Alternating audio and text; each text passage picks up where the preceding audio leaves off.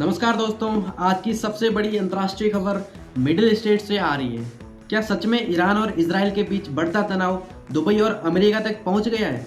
Social media पे ऐसी बहुत सारी कई वीडियो वायरल हो रही है जहां पर आपको कई मिसाइलों की बातें बताई जा रही है, कहीं पर आपको एयरबेस बंद होने की खबरें आपको दिखाई जा रही है और कहीं पर फ्लाइट कैंसिल होने की चर्चा भी आपके सामने की जा रही है। लेकिन इस घटना के पीछे सच्चाई क्या है? तो आज हम इस वीडियो में पूरा घटनाक्रम जानने वाले हैं कि ईरान और इजराइल के बीच वाकई में टेंशन क्या है और दुबई का नाम बीच में क्यों लिया जा रहा है और इस घटना के पीछे आम जनता पर क्या असर पड़ने वाला है। ईरान और इजराइल के बीच राजनीतिक सैन्य जो तनाव है ना, वो कई सालों से इनके बीच में चलते हुए आ रहे हैं और इनके बीच है ना कुछ मुख्य कारण है, कुछ मुद्दे हैं जो कई सालों से चलते हुए आ रहे हैं।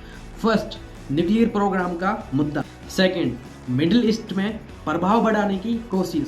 थर्ड, प्लास्टीन और गांजा को लेके इनके बीच में कई अलग अलग पक्ष रहे हैं। इजराइल का मानना है कि अगर ईरान न्यूक्लियर बनाता है तो उनके लिए बहुत बड़ा खतरा है और वहीं पर ईरान का कहना है कि वह अपनी सुरक्षा और अपने क्षेत्र की ताकत के लिए काम कर रहे हैं और कई बार इन मुद्दों को लेके एक दूसरे देश में युद्ध ना करके इनडायरेक्टली एक दूसरे को निशाना बनाया है। और अब सवाल आता है, दुबई का इसमें क्या रोल है? बल्कि दुबई इस युद्ध का हिस्सा भी नहीं है, बल्कि दुबई एक खुद यूनाइटेड अरब अमीरेट्स का हिस्सा है और यूनाइटेड अरब अमीरेट्स एक अलग देश है।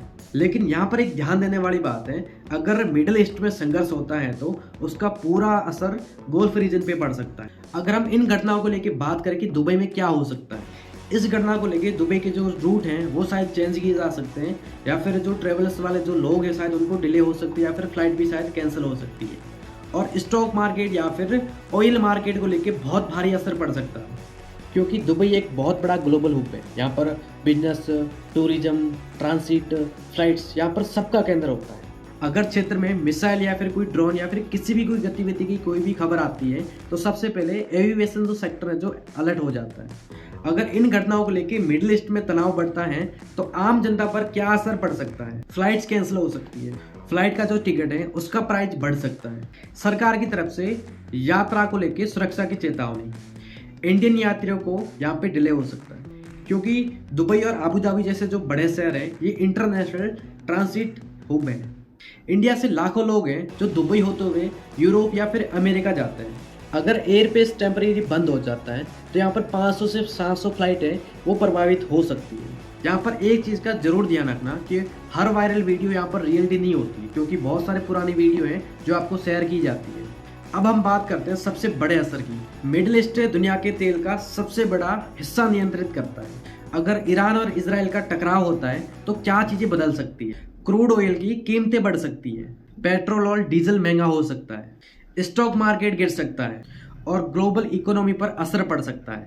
यहाँ पर भारत जैसे जो देश है जो तेल आयात करते हैं उन्हें सीधा प्रभाव महसूस हो सकता है। अभी की स्थिति की बात करें, अभी तक आधारिक रूप से जो दुबई पर जो हमला हुआ है वो अभी तक कंफर्म नहीं हुआ है, लेकिन रीजनल टेंशन हाई है, अथॉरिटी एहतियात बरत रही है। लेकिन दोस्तों, ईरान और इजराइल का जो तनाव है वो गंभीर जरूर है, लेकिन दुबई इसमें सीधा शामिल नहीं है और यहाँ पर हमें अफवाहों से बचना है। फैक्चुअल जो जानकारी है उस पर ही भरोसा करना है।